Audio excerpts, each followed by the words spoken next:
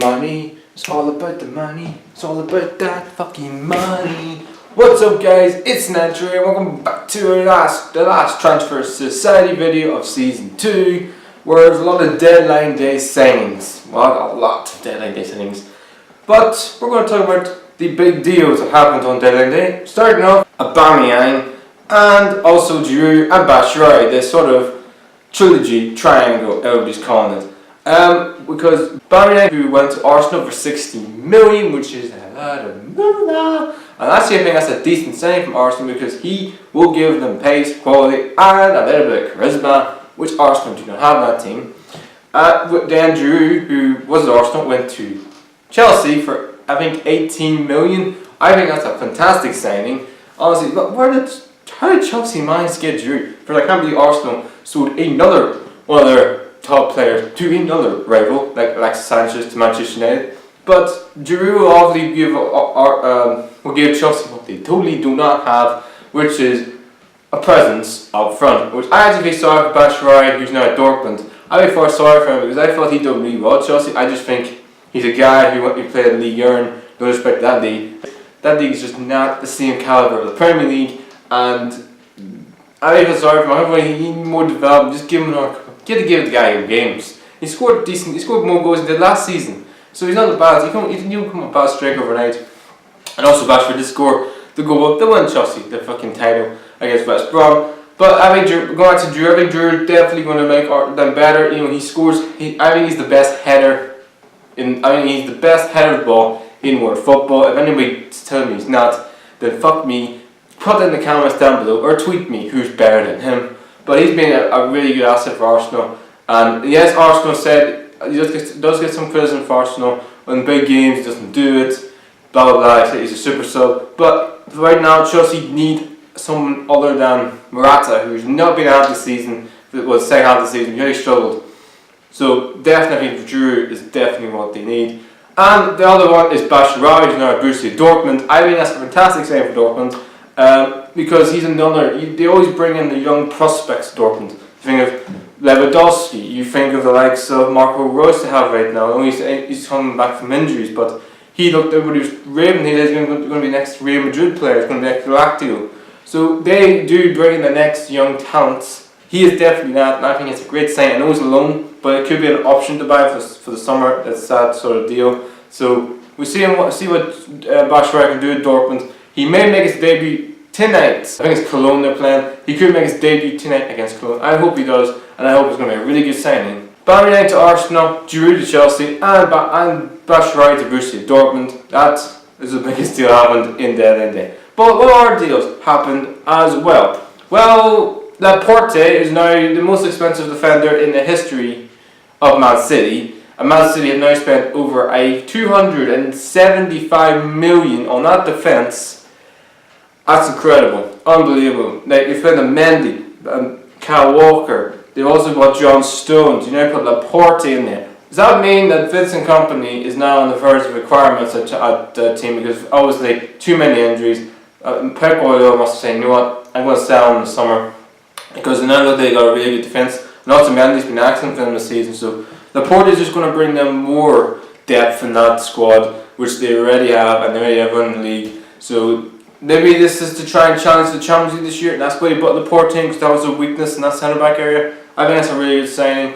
And yes, I think it's 57 million, 75 or whatever, buyout clause, something like that. But that's a really good signing for Man City. He's got experience. He's definitely looks like a young prospect at 24 years old, French international. Also, it was Lucas who left PSG to go to Tottenham.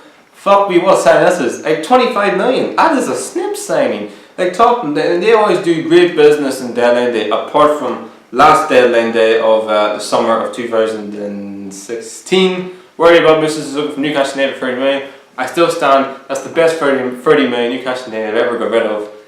Cheers, Tottenham for that. But I think Lucas is definitely going to bring them different because you look at that Tottenham team, they're all similar players. They don't have any pace. They don't have something. Lucas Moura brings them that. And I think that's a really good sign for Tottenham. He will bring them pace, a bit of quality, and a goal in the end. Maybe that will kick Tottenham to the next level, which they just can't win at times. I don't think they'll win the league this year, but maybe get that top 4 this year. I think he is definitely going to be a really good signing for them. And the other two, which are loanies, Daniel Sturridge went to West Brom. How the fuck did West Brom get Daniel Sturridge? And Silimani went to Newcastle United. Both of them are on loan. Newcastle were looking at Daniel Sturridge. He turned them down. Yes, he turned Newcastle United down as a first. Just good to show where my club are. That's pretty much what it is. We are a Premier League club with a Champions League manager run by an idiotic cunt. But enough with McArshley for another window, and we've done a video on that he can go and suck himself because that's what he's good at. But I think that's a really good signing for. Is that a really good signing for West Brom? If they can get Daniel Sturridge, who we all know has got potential, and I think he's one of the biggest, maybe not second choice, maybe up there, not down there with Harry Kane, but maybe down like Vardy, who's the second best striker in England. He could be that, but he's got too many injuries, got injury prone. But I think if West Brom can get the Daniel Sturridge, who we all know can score goals, is fully fit, I think they will stay in the Premier League. And I think you know what, this stage of the season, you have to just go and take risks. That's a risk signing. I would say that's a good sign or a bad sign. It's a risk signing, and every team in the bottom half of that Premier League need to take risks. They have. We'll see how they do in the next coming weeks of the season. As and my club, Silimani, who went to Newcastle, I think, you know what, everybody's saying, is Silimani a good player? He actually is a decent player. You know, he's got an unbelievable record at Sporting Lisbon. Even at Leicester, he wasn't even starting for Leicester. And he's got I think 5 goals this season. 5 goals he scored this season, and he's not even a regular for Leicester City. I mean, he's just been perfect. He's doing more goals than what Hostler and Dwight Gale and Jose Perez has this season. So I'm actually, you know what, okay with that saying. It's not a terrible saying, but it's actually an alright saying. You know, Silimani, he's got permanent experience on like the players we have at the minute.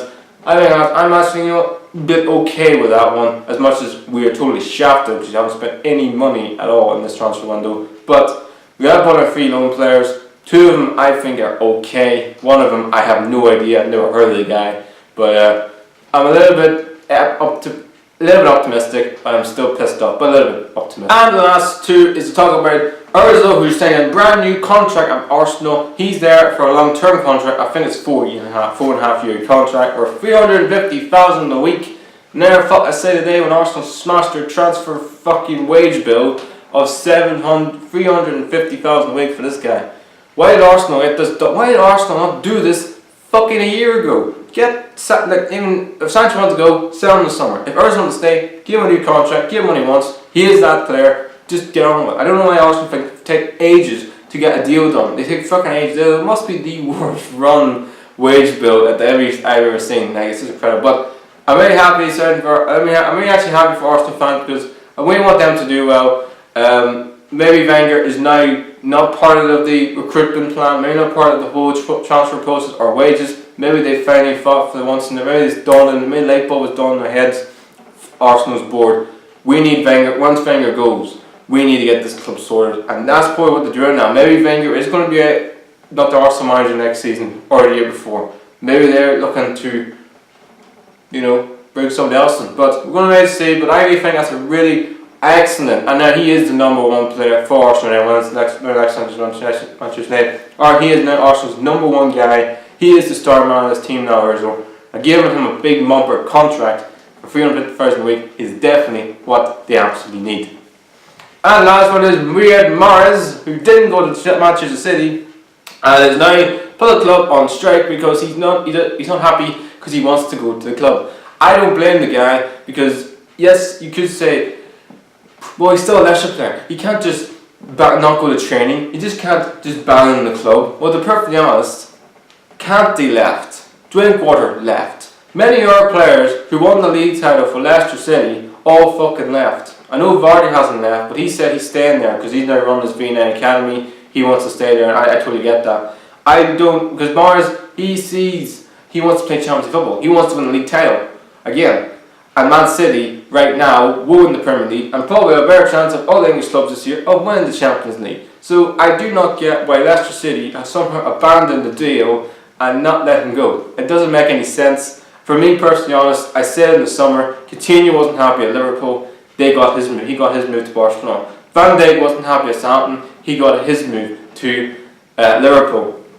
I can go. Alex Sanchez was happy at Arsenal. He went to Manchester United. If you have an unhappy player at your club, sell them. There's no point keeping them, right? I'm telling you, for perfectly honest, because with Newcastle, we had Kabak. He wanted to go to Arsenal. He was linked with Arsenal. We sold him to PSG. Yes, we didn't bring a replacement, but he wanted to go. He can go.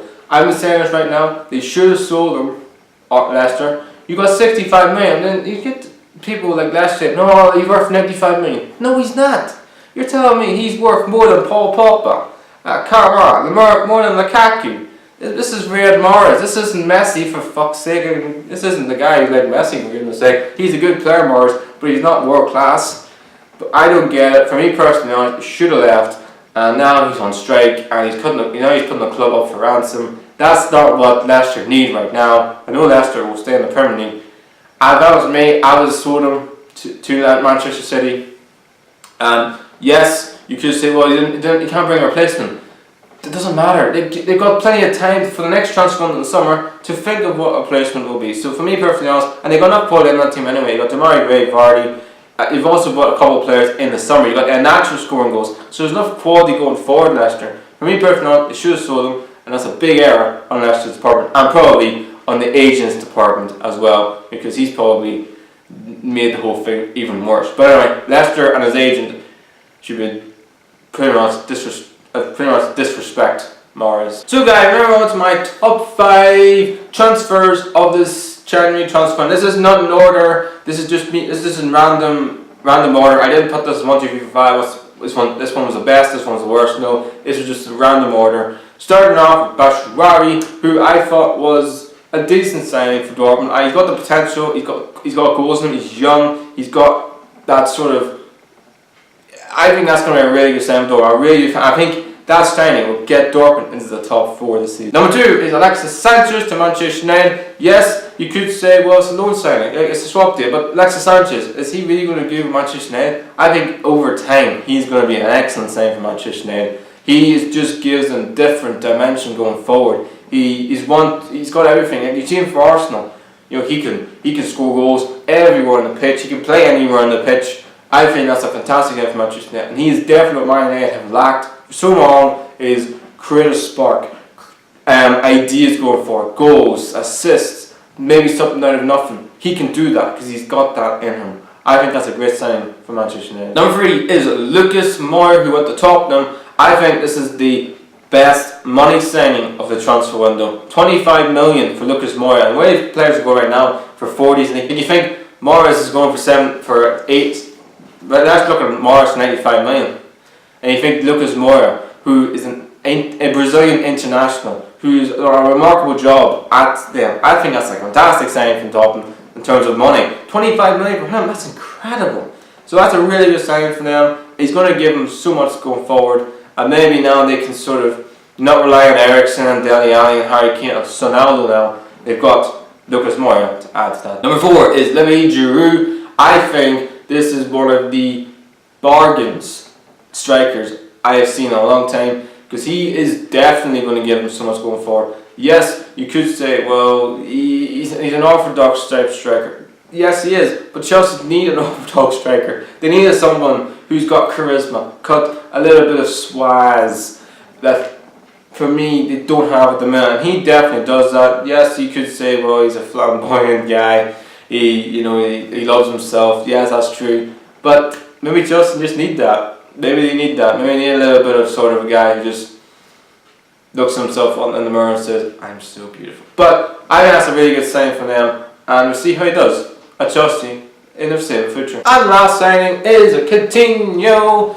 I think this is the best signing Barcelona have made since Luis Suarez, or maybe even Neymar, because what Coutinho will bring to Barcelona is goals from midfield. Yes, Paulinho scored goals this season, but they're not world goals. They're not like goals you think, wow, what a goal. They're goals like just simple tap-ins, your simple passes, your simple goals. Coutinho's going to give them everything different to that. Yes, you're going to think, where is he fit in the team? Is he going to play in the midfield? Is he going to play in the wing? Is he going to play off Messi?